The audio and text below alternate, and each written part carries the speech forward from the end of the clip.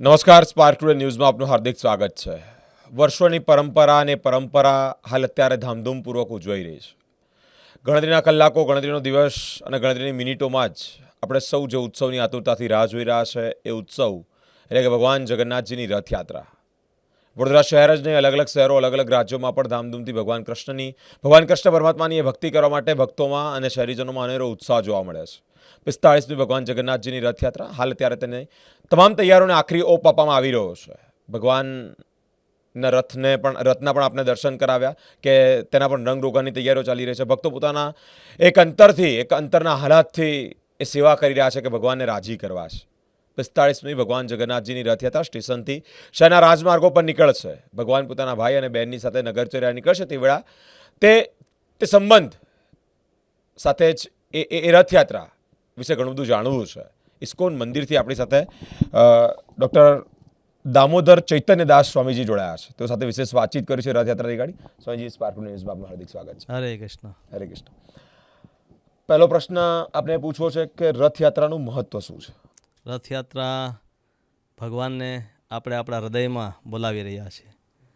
બાહ્ય જે પણ કાર્ય થાય છે એ એક પ્રયોજન છે જેનાથી આપણી જે ભગવાન પ્રત્યેની ભાવના છે ને વ્યક્ત કરીએ.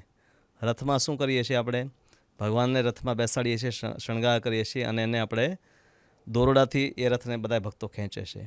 એ બતાવે છે કે આપણે ભગવાનને આપણા હૃદયમાં બોલાવવા માંગીએ છીએ. અને જેવી રીતે કોઈ મહેમાનને આપણે બોલાવવા હોય તો પહેલાં બધી તૈયારી કરવી પડે, ઘરની સાફ સફાઈ, એના માટે બેસવાની, જમવાની બધી વ્યવસ્થા. તો એ રીતે પૂર્વ તૈયારી બધી રથયાત્રામાં કરવામાં આવે છે. એટલે આ બધી સેવાઓથી જ ભક્તોનું હૃદય શુદ્ધ પવિત્ર થઈ જાય છે અને એ પવિત્ર હૃદયમાં ભગવાનને આમંત્રણ આપવામાં આવે છે. જી સ્વામીજી, સૌથી પહેલાં શરૂઆત રથયાત્રાની ક્યાંથી થઈ, કોણે કરી અને એનું મુખ્ય હાર્દ શું હતું? હવે રથયાત્રા તો હજારો કદાચ વર્ષોથી થતી છે જગન્નાથપુરીમાં, પણ ઇસ્કોનમાં જે રથયાત્રાની શરૂઆત કહી શકાય તો ઇસ્કોન સોસાયટીની શરૂઆત પ્રભુપાદે વિદેશમાં કરી. 1965માં શિલ પ્રભુપાદ ઇસ્કોનના સંસ્થાપક આચાર્ય અમેરિકા ગયા અને 1967માં જ્યારે એ સાન ફ્રાન્સિસ્કોમાં હતા ત્યારે 9 જુલાઈ પહેલી રથયાત્રાનું આયોજન કરવામાં આવ્યું. એ સમયે કોઈ યોજના હતી તે રથયાત્રા કરવાની, પરંતુ પ્રભુપાદજીના એક શિષ્ય માલતી કરીને એ એક ઇન્ડિયન સ્ટોરમાં ગયા અને ત્યાં એને 3 ઢીંગલીઓ દેખાણી. એને તો ખબર નથી કે આ જગન્નાથ, બલદેવ, સુભદ્રા છે. એને લાગ્યું આ તો 3 ઢીંગલીઓ છે. લઈ આવી તો પ્રભુપાદે કીધું આ તો ભગવાન છે અને સામેથી આવ્યા તો આપણે રથયાત્રા કરવી જોઈએ. એ તો નાની હતી, 2-3 ઇંચની. તો એમનો જે પતિ હતા શ્યામ સુંદર પ્રભુ, એ કાર્પેન્ટર હતા, સુથાર હતા, મિસ્ત્રી. તો કીધું કે આની તમે મોટી મૂર્તિઓ બનાવો, 2.5 ફૂટ 3 ફૂટની. પછી મોટી મૂર્તિઓ બનાવવા આવી અને ત્યારે તો આવા પ્રકારનો રથ પણ હતો નહીં. એટલે આપણે જે ટ્રકનું ટ્રોલી પાછળ આવે છે એમાં જ ઉપર શણગાર કરીને રથ બનાવવામાં આવ્યો. અને એ 9 જુલાઈ 1967માં પહેલી ઇસ્કોનની રથયાત્રા શરૂઆત થઈ.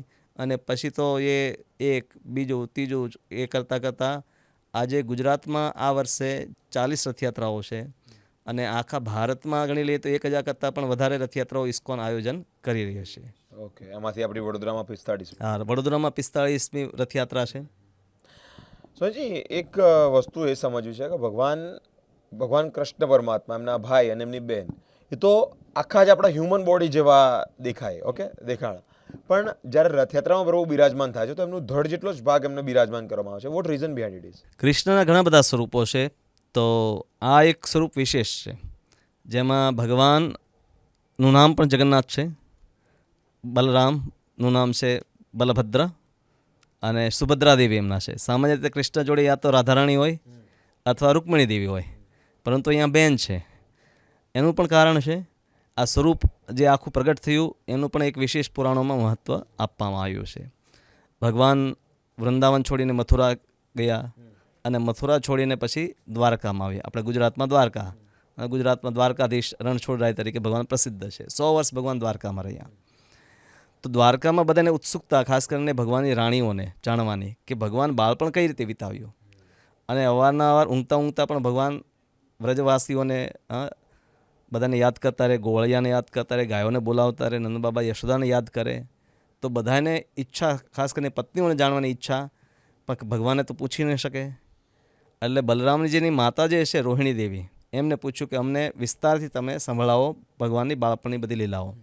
તો કીધું હું તમને સંભળાવું તો ખરી, પરંતુ આ બધું સાંભળે કૃષ્ણ તો એને ફરી દુઃખ આવી જાય, કારણ કે બધા સંસ્મરણો તાજા થાય અને કઈ રીતે એમણે વૃંદાવન છોડ્યું, મથુરા ગયા અને મથુરા છોડીને પછી દ્વારકા આવ્યા. તો સુભદ્રા દેવીને પહેરો આપવા કીધું કે તમે પહેરો રાખો જેથી કૃષ્ણ બલરામ આવી ન જાય, આવે તો અમને સૂચના આપી દેજો. અને આવી રીતે મોટા ખંડમાં કથા ચાલુ કરી. કૃષ્ણ બલરામ ત્યાં આવી પહોંચ્યા અને સુભદ્રાએ ના પડી કે તમે અહીંથી ચાલ્યા જાઓ, તો પણ એ ત્યાં ઊભા રહ્યા. ત્રણેય સુભદ્રા દેવી, કૃષ્ણ અને બલરામ દ્વારકામાં બહારથી દરવાજે ઊભા રહી અને એ બધી વાર્તાઓ સાંભળે છે, એ બધી લીલાઓ સાંભળે છે જે વૃંદાવનમાં થયેલી. અને વૃંદાવનમાં જ્યારે ભગવાન અક્રુજી આવ્યા લેવા ભગવાનને નંદગાંવથી, અને એ લઈને ગયા ત્યારે વ્રજવાસીની શું સ્થિતિ હતી એ બધું વર્ણન સાંભળીને ભગવાનની આંખો પણ પહોળીને પહોળી રહી ગઈ કે આટલો મને પ્રેમ કરે છે વ્રજવાસીઓ. અને એમના શરીરમાં પરિવર્તન થઈ ગયું. એ રીતે આપણે પણ ક્યારેક કંઈ દ્રશ્ય જોઈએ, કોઈ ક્રિકેટ જોતું હોય તો કોઈ દ્રશ્ય જોવે, કોઈ નાટક ચાલતું હોય તો યા તો ઘણી વખત આપણે ઉત્સાહમાં આવી જઈએ, કૂદવા માંડીએ, તો ઘણી વખત આપણે રડવા માંડીએ, ઘણી વખત હસવા માંડીએ. આ બધા ભાવ છે. તો એવી રીતે ભગવાનના દિવ્ય દેહમાં પણ ભાવ ઉત્પન્ન થાય, અને દિવ્ય ભાવોમાં ભગવાનના હાથ સંકોચાઈ ગયા અને પગ પણ સંકોચાઈ ગયા અને એ અદૃશ્ય થઈ ગયા. તો આ પરિવર્તન જ્યારે ભગવાનના શરીરમાં થયું, કેમ કે ભગવાનનું શરીર આપણા જેવું સ્થૂળ નથી કે પરિવર્તન ન થાય. આપણા શરીરમાં પણ જે રીતે અમુક વખતે આપણે રોમાંચ થાય તો આપણા રૂંવાટા ઊભા થઈ જાય, બધા અમુક પરિવર્તન તો આપણા શરીરમાં પણ થાય. પણ ભગવાનનું શરીર એક ટ્રાન્સેન્ડેન્ટલ બોડી છે, એટલે એમાં એ બધા પ્રકારના પરિવર્તન થઈ શકે જે અસંભવ છે માનવ શરીરમાં. તો એ સ્વરૂપના નારદજી દ્વારકામાં આવી પહોંચ્યા એ જ ક્ષણે જ્યારે આ રૂપ ભગવાને પ્રગટ કર્યું ત્યારે, અને ભગવાને કીધું કે આ રૂપનું તો કોઈને ખબર નથી સંસારમાં, તમે આ રૂપમાં ભક્તોને દર્શન આપો. તો ભગવાને કીધું કે જ્યારે સમય આવશે ત્યારે આ રૂપમાં પણ આખી દુનિયામાં હું ભગવાન લોકોને જગન્નાથના રૂપે દર્શન આપીશ. તો આ લીલા એક પુરાણોમાં માનવામાં આવે છે કે જે આ સ્વરૂપ ભગવાને વિશેષ ધારણ કર્યું કે જેમાં આંખો મોટી મોટી છે, ચકાનેન લોકો કહે ને, નીલાચલ વારે ચકાનેન, મોટી મોટી આંખો છે ભગવાનની, અને હાથ દેખાય છે નાના છે, પગ બિલકુલ દેખાતા નથી, અને મોટું ઓફકોર્સ ભગવાન હસી રહ્યા છે. ઘણા બધા ભાવ એક સાથે છે જગન્નાથમાં. તો એ ભગવાનની ભક્તો પ્રત્યેની જે ભાવના છે એ આ રૂપમાં છે ખરેખર. પ્રભુજી, બીજું એક વસ્તુ એ જાણવી હતી કે ઇસ્કોન મંદિરથી સ્ટેશન અને સ્ટેશનથી ભગવાન વડોદરા શહેરની ધરા પર, એટલે કે અલગ અલગ રોડ પર વિચરણ કરે છે કે નગરચર્યા નીકળે છે. નગરચર્યા નીકળવા પાછળનું મુખ્ય કારણ છે? હા, હવે રથયાત્રા સામાન્ય કારણ તો કહી શકાય કે કોઈ મંદિર જતું નથી એને પણ ભગવાન દર્શનનો લાભ આપી દે, કીર્તનનો લાભ મળી જાય, પ્રસાદનો લાભ મળી જાય, આ એક ઉદ્દેશ્ય રથયાત્રાનો. અથવા બીજું કે ચલો ભગવાન મંદિરમાં જ રહે છે તો અઠવાડિયું બહાર ફરી આવ્યા.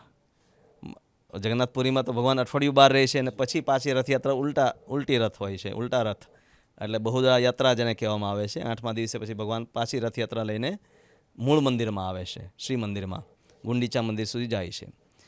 આના પાછળ પણ મહાભારતમાં એક કથા આવે છે કે જ્યારે ભગવાન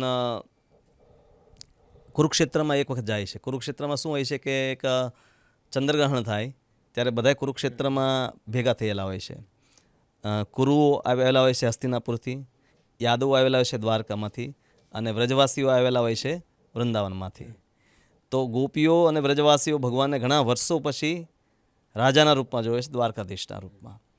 તો એમને ઈચ્છા થઈ કે ફરી ભગવાનને પાછા આપણે આપણા વૃંદાવનમાં લઈ જઈએ, તો ફરી યમુના કિનારે આપણે બધી લીલાઓ થાય. તો એ ભાવથી એમના રથના જે ઘોડા જોડેલા હતા એમને ખેંચવા માંડ્યા.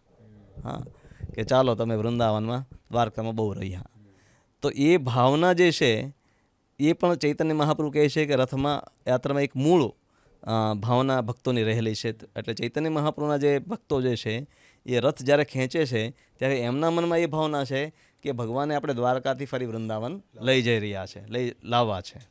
વડોદરા શહેરમાં 45મી ભગવાન જગન્નાથજીની રથયાત્રા નીકળવાની તૈયારીઓ કેવી ચાલી રહી છે? વડોદરામાં દર વર્ષે ઉત્સાહથી લોકો ભાગ લે છે અને દર વર્ષે તૈયારી વધારેમાં વધારે કરતી રહેવી પડે, કેમ કે જનસંખ્યા વધી રહી છે, વધારે રહી છે. આ વખતે જ્યારે મિટિંગ થઈ ત્યારે નક્કી થયું કે પ્રસાદના જે વાહન છે 4ની જગ્યાએ 5 ટ્રક રાખવામાં આવે. વધારે સંખ્યામાં લોકો છે અને વધારે લોકોને એક સાથે પ્રસાદ વહેંચી શકાય, તો એ સુવિધાઓ વધારવામાં આવી રહી છે. ભંડારામાં જે પ્રસાદ બનાવવામાં આવે છે એમાં પણ સુવિધાઓ વધારવામાં આવી છે. સંખ્યા વધી રહી છે, ભીડ પણ વધી રહી છે. સોશિયલ મીડિયાના લીધે બધી ચેનલો છે ભરપૂર પ્રચાર પણ કરે છે, એટલે લોકો કમસે કમ 2-5 મિનિટે આવીને દર્શન તો કરવા માંગે છે. અને દર્શન જે પણ કરવા આવે એને પણ હોય છે કે ભાઈ કંઈ ને કંઈ પ્રસાદ મળી જાય, દર્શન મળી જાય. તો ઇસ્કોન પોતે પ્રયાસ કરે છે ને ઇસ્કોન સાથે વડોદરા મ્યુનિસિપાલિટી હોય કે પોલીસ તંત્ર હોય કે મહાનગરપાલિકા હોય, બધાય અને જનસામાન્ય પણ ઘણી બધી સામાજિક સંસ્થાઓ પણ છે આમાં સહયોગ કરે છે. કેમ કે જગતના નાથનું કાર્ય છે. મંદિર તો આયોજન કરે છે, પરંતુ કાર્ય આ બધા વડોદરાવાસીઓનો આ ઉત્સવ છે, અને વડોદરાનો મને લાગે છે કે આ સૌથી મોટો એક ઉત્સવ છે. આપના શબ્દોમાં એક વાક્યમાં વડોદરા શહેરના શહેરીજનોને એક અપીલ અને એક આમંત્રણ આપવું છે કે આપ પણ આ ભગવાન જગન્નાથજીની 45મી રથયાત્રામાં જોડાવ, શું કહેવા માંગો છો? બસ એ જ કહેવા માંગુ છું કે વડોદરાવાસીઓ આવે, કીર્તનમાં ભાગ લે, પ્રસાદ ગ્રહણ કરે અને એકબીજાના સહયોગથી બધા અહીંયા ભક્તો છે જે પણ રથ ખેંચવા આવ્યા છે, પ્રસાદ લેવા આવ્યા છે, તો એકબીજાને કોઈ તકલીફ ન પડે એ રીતે એકબીજાને સહયોગ કરીને શાંતિપૂર્ણ વાતાવરણ સાથે આપણે રથયાત્રા પૂરી કરવાની છે, ભાગ લેવાનો છે. પરિવાર સાથે તમે આવો, બધાએ આવો, અને નાની મોટી અગવડ થઈ પણ શકે કેમ કે ભીડ ઘણી બધી હોય છે, તો એને અવગણી અને જે આપણને મળી રહ્યું છે એનો આપણે આભાર માનવો જોઈએ, કૃતજ્ઞતા વ્યક્ત કરવી જોઈએ. Thank you so much.